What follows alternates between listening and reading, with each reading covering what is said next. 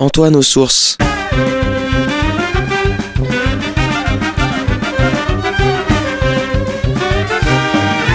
Une émission présentée par Jean-Marie Alafort.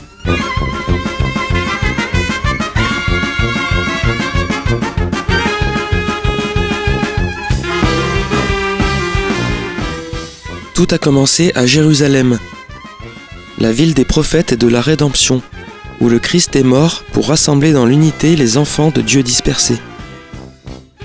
En elle, tout homme est né, dit le psalmiste. En elle, tout chrétien y trouve ses racines et y découvre la richesse des traditions et des rites des églises qui la composent. L'esprit de la Pentecôte ne cesse de souffler depuis Jérusalem. La ville sainte se révèle être la mère de toutes les églises. Jérusalem, la cité du grand roi, ouvre ses richesses pour ceux qui savent écouter. Dans le cadre de notre série d'émissions sur les épîtres apostoliques, nous poursuivons cette semaine notre lecture de la première épître à Timothée et nous allons voir comment est-ce que Paul donne des instructions très précises par rapport aux femmes qui sont veuves.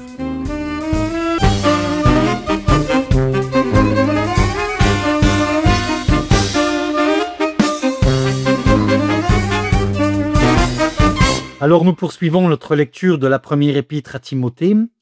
Nous avons vu donc les 2 semaines précédentes comment est-ce que Paul va donner donc des instructions très précises à celui qui est son disciple, Timothée, par rapport donc à 2 fonctions principales que nous connaissons donc dans la première église, qui est l'épiscope et puis les diacres.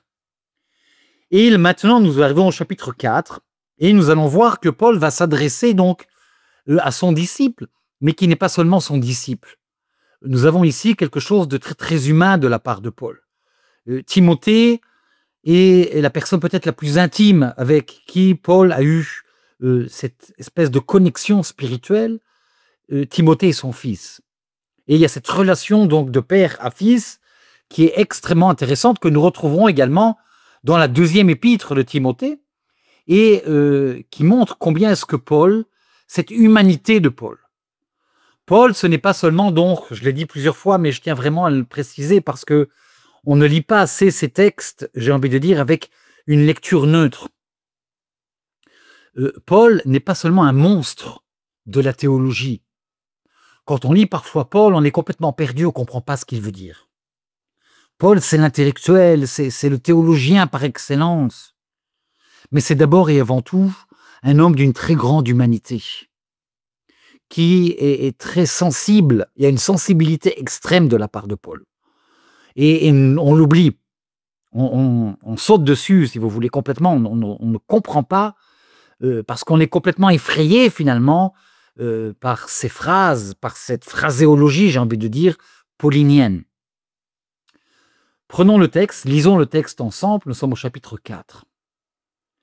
Que personne ne méprise ton jeune âge. Tout au contraire, sois pour les fidèles un modèle en parole, en conduite, en amour, en foi et en pureté. Nous savons déjà donc dans les Actes des Apôtres, mais également donc dans la 2e épître de Timothée, que Timothée est jeune. Alors, ce qui veut dire jeune, on ne sait pas très bien, on ne sait pas son âge. Nous n'avons pas de biographie de Timothée.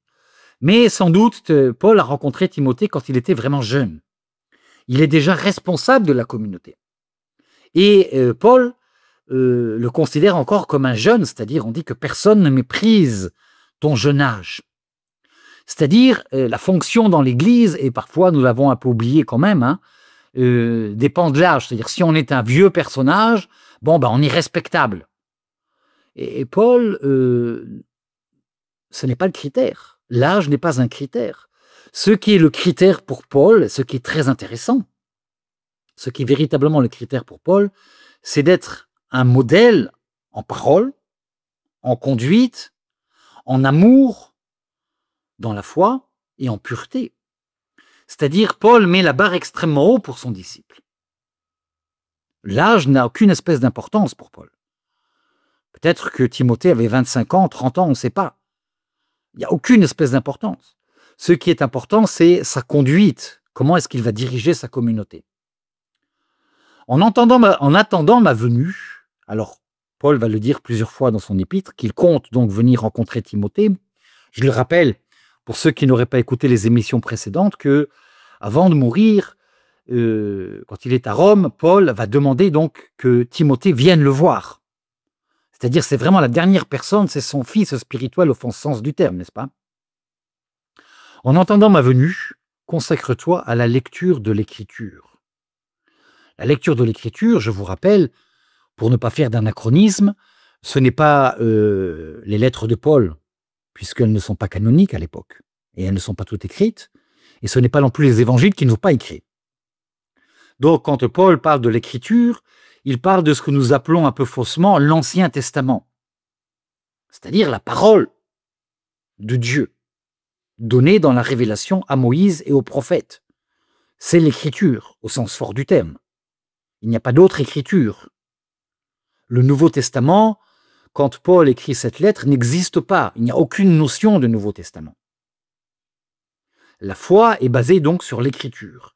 Et en attendant ma venue, consacre-toi à la lecture de l'Écriture, je faisais une traduction en hébreu, mikra. C'est-à-dire donc le Tanar, c'est-à-dire ce que la Bible hébraïque, en gros quoi, hein, à l'exhortation et à l'enseignement. Ce qui montre bien donc que Timothée a le charisme de l'épiscope, puisqu'il est chargé donc non seulement de diriger la communauté, de l'exhorter, mais de l'enseigner. Ne néglige pas le don de la grâce qui est en toi, qui te fut conféré par une intervention prophétique, accompagnée de l'imposition des mains par le collège des anciens. Nous savons par les Actes des Apôtres au chapitre 6 que on était donc membre de la direction de la communauté. C'est un peu difficile de donner, on fait de l'anachronisme, n'est-ce pas? Les 7 diacres, n'est-ce pas, les premiers donc serviteurs de la communauté, eh bien on va leur imposer les mains. Quelqu'un qui est intégré donc dans le collège des apôtres, on l'impose les mains.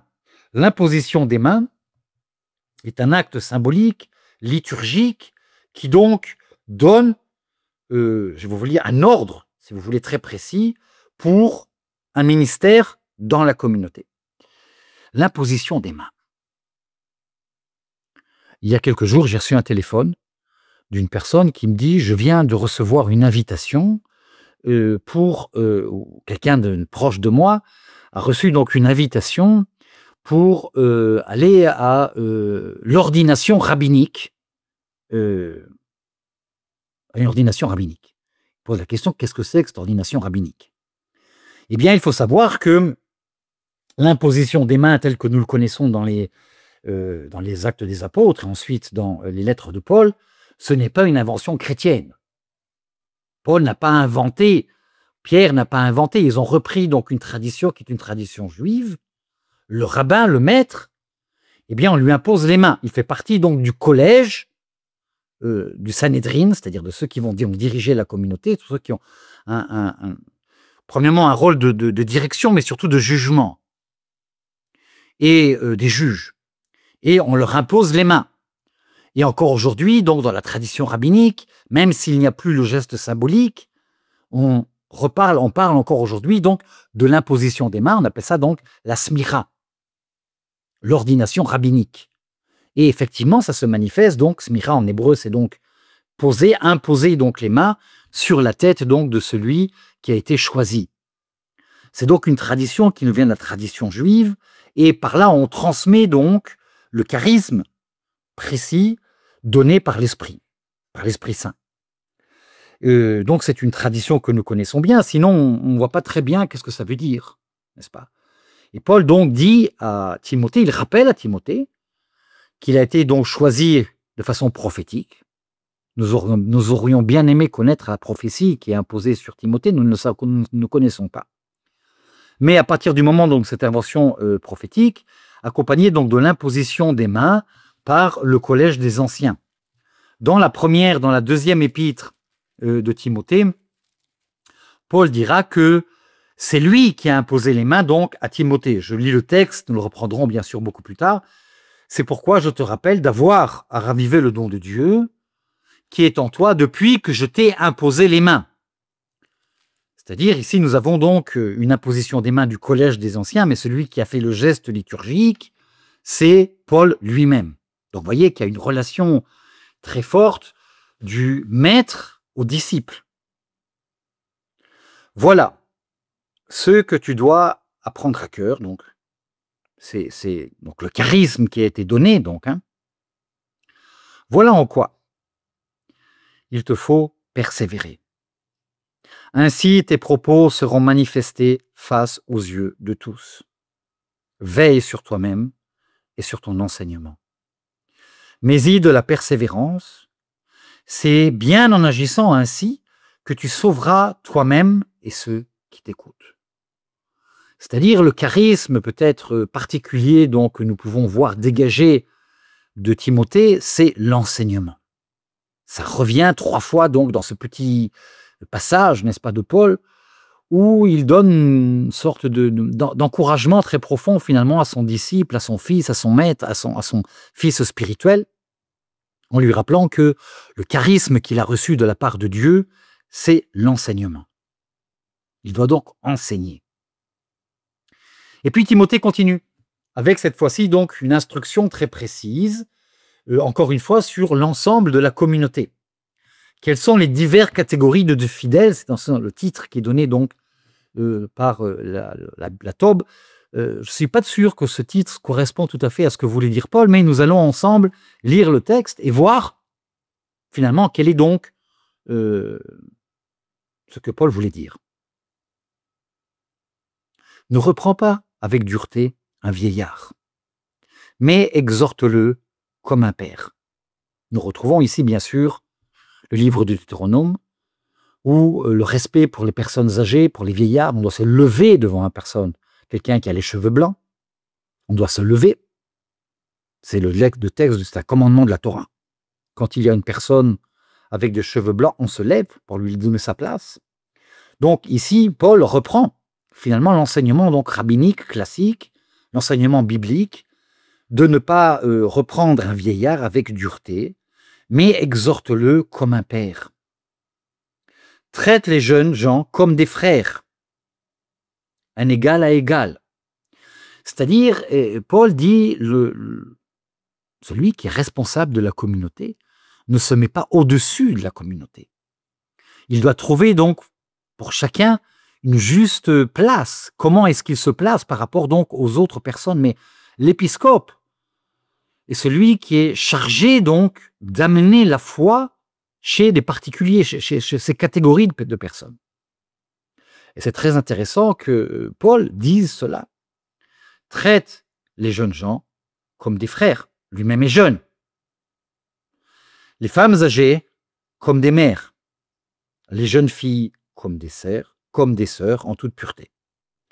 C'est-à-dire, à aucun moment, Paul ne dit à Timothée qu'il faut se mettre au-dessus.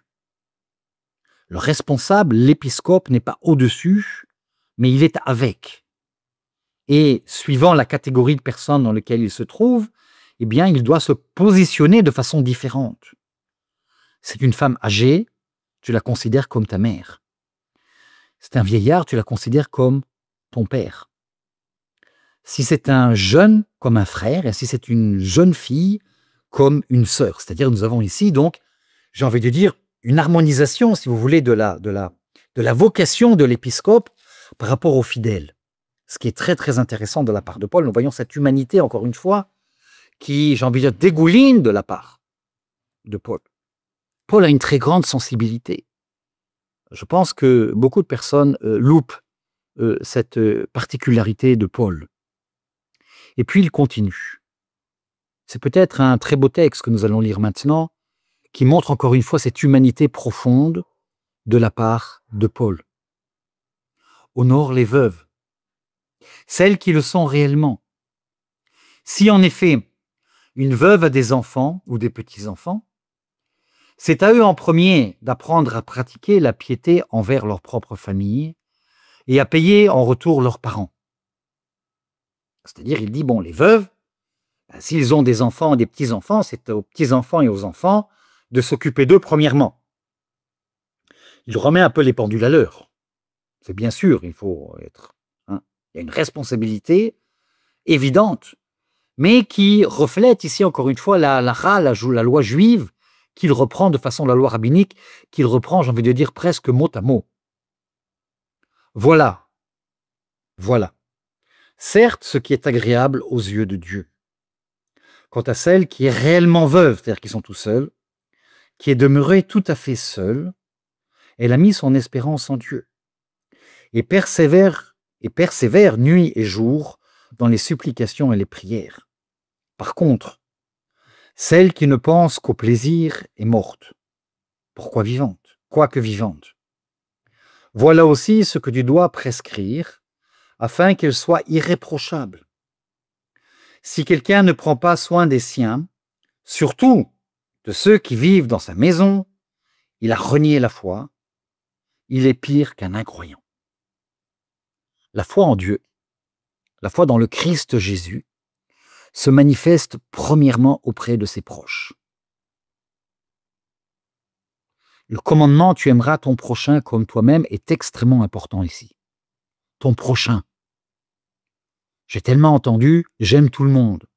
Ces gens qui nous disent « moi je veux pas de problème, j'aime tout le monde ». Ces gens qui aiment tout le monde, en général, n'aiment personne. Si tu veux aimer quelqu'un, il faut que ce soit en réalité tes proches. Premièrement, tes proches. Qu'est-ce que ça veut dire, l'amour général? Ça ne veut rien dire du tout. C'est un concept abstrait qui ne correspond à rien du tout dans la réalité. De ce point de vue-là, Paul est vraiment un juif au sens fort du terme. Il reprend donc les termes de la halakha, de la loi juive que nous connaissons bien. Il faut que tu sois irréprochable par rapport aux gens de ta propre famille, de tes proches. Sinon, tu as renié la foi et tu es pire qu'un incroyant. Donc, tu ne peux pas dire « je crois en Christ, je crois en Dieu » et n'avoir aucune responsabilité et ne pas prendre en charge ta propre famille, et particulièrement les veuves. Une femme ne sera inscrite au groupe des veuves que si elle est âgée de moins de 60 ans et n'a qu'un mari. Évidemment, nous sommes encore une fois, et je l'avais expliqué donc il y a 15 jours dans une autre émission, que nous sommes encore dans une période, également dans la tradition biblique, dans la tradition juive, où on peut avoir plusieurs femmes. N'est-ce pas? La monogamie viendra beaucoup plus tard. Elle viendra donc dans l'Église, sans doute déjà au 2e ou 3e siècle, mais dans la tradition juive, elle viendra qu'au Moyen-Âge. Même si c'est une pratique qui était déjà très fortement pratiquée, il n'y avait pas d'interdiction d'en avoir plusieurs femmes. Et Paul dit, une femme sera vraiment inscrite donc au groupe des veuves que si elle n'a eu qu'un seul mari, c'est-à-dire si elle a un autre mari, mais elle n'est pas veuve, et si elle a au moins 60 ans. Pour la bonne raison, c'est que la tradition juive que reprend ici Paul, eh bien, il faut qu'elle se remarie. Il faut qu'elle soit connue pour ses belles œuvres, qu'elle ait élevé des enfants, exercé l'hospitalité, lavé les pieds des saints, assisté les affligés, et qu'elle soit appliquée à toute bonne œuvre. Quant aux jeunes veuves, tu les écarteras, car leurs désirs les détourneront du Christ. Elles veulent se remarier, ce qui est tout à fait naturel. Paul ne reproche pas cette chose-là, encourageant ainsi le jugement pour avoir rompu leur premier engagement. Alors là, Paul, si vous voulez, je dirais, fait partie donc de la classe pharisienne la plus farouche.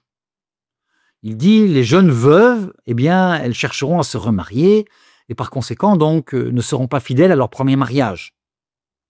Mais la tradition juive et la tradition chrétienne par la suite n'empêchera absolument pas à une veuve jeune de se remarier. Le droit canon aujourd'hui ne fait aucune sanction par rapport à cette chose-là, au contraire. De plus, comme elles sont désœuvrées, elles apprennent à courir les maisons. Non seulement elles sont désœuvrées, mais encore bavardes et indiscrètes, elles parlent à tort et à travers. Peut-être là que Paul, c'est un texte qui n'est pas très facile pour nous à comprendre aujourd'hui, peut-être que Paul parle ici d'une expérience qu'il a vécue lui-même. vraisemblablement, donc, dans les communautés dans lesquelles il a été, il a eu des phénomènes comme ça. Est-ce qu'il faut faire une généralisation et dire que toutes les jeunes veuves, eh bien, courent de maison en maison, sont bavardes, etc., etc. On le voit ici, donc on pourrait presque dire qu'il y a un chauvinisme de la part de Paul. Je veux donc que les jeunes veuves se remarient, qu'elles aient des enfants, dirigent leur maison et ne donnent aucune prise aux médisances de l'adversaire. Donc Paul va trancher finalement. Il dit, bon, se remarier, c'est pas génial. Mais quand même, justement, pour éviter donc ces débordements, cette situation finalement où elles ne sont pas ancrées dans une réalité de maison, eh bien, je veux que les jeunes veuves se remarient, qu'elles aient des enfants, qu'elles dirigent leur maison et ne donnent aucune prise aux médisances de l'adversaire. Car il en est déjà quelques-unes qui se sont égarées en suivant Satan. Si une croyante a des veuves dans sa parenté, qu'elle les assiste. Il ne faut pas que l'Église en ait la charge, afin qu'elle puisse assister celles qui sont réellement veuves. Donc nous avons ici toute une sorte de j'ai envie de dire qu'on ira en des mots de Mishnah, de direction par rapport donc aux veuves. Et Paul, en bon juif encore une fois, donc, dit la communauté chrétienne, la communauté, doit donc assister celles qui sont véritablement veuves. On ne peut pas les laisser tomber, c'est notre responsabilité. Il y a ici une responsabilité qui est une responsabilité spirituelle, morale, mais spirituelle. Et c'est très intéressant de voir que Paul, ici, j'ai envie de dire, s'attache à des détails extrêmement concrets. Les veuves, les anciens, et nous verrons les esclaves, il va donc donner à chacun une véritable instruction, et nous sommes en présence ici, j'ai envie de dire, d'une véritable règle de conduite, comme un bon rabbin le donnerait donc à sa communauté. Et ici, donc, Paul, bien sûr, s'adresse à la communauté chrétienne. C'était Antoine aux Sources. Une émission présentée par Jean-Marie Alafort de Jérusalem.